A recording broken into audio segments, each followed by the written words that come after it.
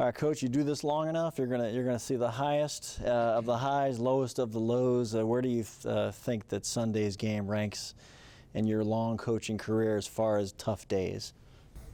It's low, it's low. I've had one or two lower, but it's low. Defensively, it's low for sure. Offensively, we just got to score more points a little bit here and there and hit some deep balls and protect the quarterback a little better. Defensively in the run game, I didn't think we played very well at all. We misfitted. We got to coach it better. We got to play it better. But the answers are all here in our locker room, in our building that we have. We get back to work tomorrow, and we got a lot of faith in these guys, and we're going to put together a winning game plan for Cincinnati. Penalties hurt both sides of the ball, just, mistimed, critical penalties. First play of the game got momentum going for the opponent instead of your team. Did it just kind of waterfall from there for your defense? No, there were parts we had to get back in the game. We had it. The first play, I thought we should have went for the strip as well as the sack, and I think that would have been the most important thing to get us going because he didn't see him coming. That's the perfect time to strip the ball out. And once that happened, we regrouped. They came down and got 7, but we got offensively, we got going eventually, but defensively, we were missing so many run fits here and there, and it was different guys on different plays that hurt us throughout the ball game. Is it a big deal when a rookie starts and you maybe don't have as much film on him? I'm not even sure the 49ers knew what they had in an ability to extend plays and how he would look at progressions of what your defense was giving them. How difficult is that assignment when you face the unknown? I didn't think it was difficult at all, because you're playing a scheme. You're not playing the guy. He fits the scheme, so he has to do things within the scheme that Kyle knows he can do, and we understood that, and we saw enough of him to know he was athletic and get out of the pocket and extend plays, and we were fine there. We had our own mishaps that aided him as well, but he ran the offense. He did a good job.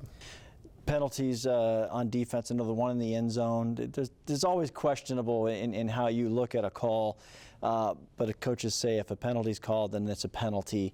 How disheartening is it to continue to have those at the wrong moments, like that one that puts the ball on the 1-yard line and gives them another crack at a touchdown? Now that one was tough. If he just looks back for the ball, he probably intercepts it because it was thrown behind him. But the other ones, the one about Carlton, I thought that was a tough call. I didn't think that one happened. When Nelson got the interception, I thought that was a clean play. The rest of them, we got to be sharper on. We can't have Bucs beating Bucs and doing things to shoot ourselves in the foot and play the Bucs and the Niners. That makes it a hard game all the way around. How disappointed were you in the play that you score the touchdown, the 68-yard pass? You're right back in the game, a holding penalty, and it's a guy that's been in the spotlight.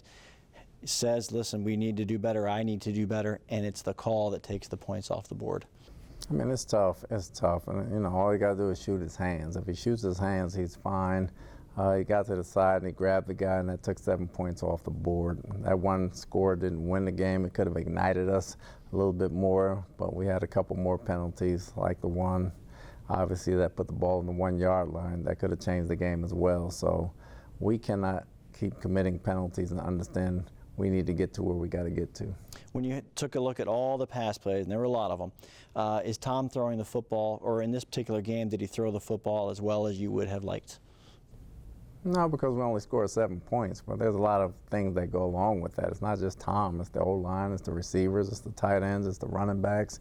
There are people at his feet at times, there's wet balls at times, the weather was bad at times, and there were people around them, or they were doubling certain guys, and there may have been 1 or 2 overthrows here and there, or underthrows, so to speak, but it's a team effort. When you win a game, it's a team effort. When you lose a game, so there's not.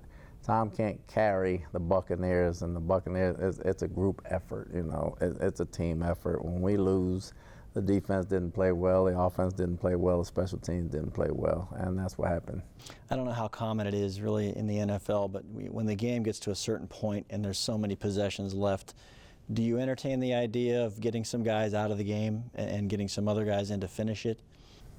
No, certain times, there might be 1 or 2 guys at certain times, but for the most part, you let them play. It's regular season, and they play until they can't play anymore. looking ahead now, it doesn't get any easier. You got a team that's on a roll coming in here, and you know, a team that played in the Super Bowl last year seems to be clicking. How big is this challenge?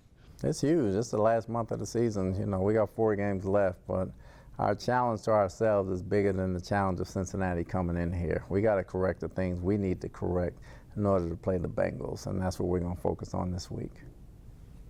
All right.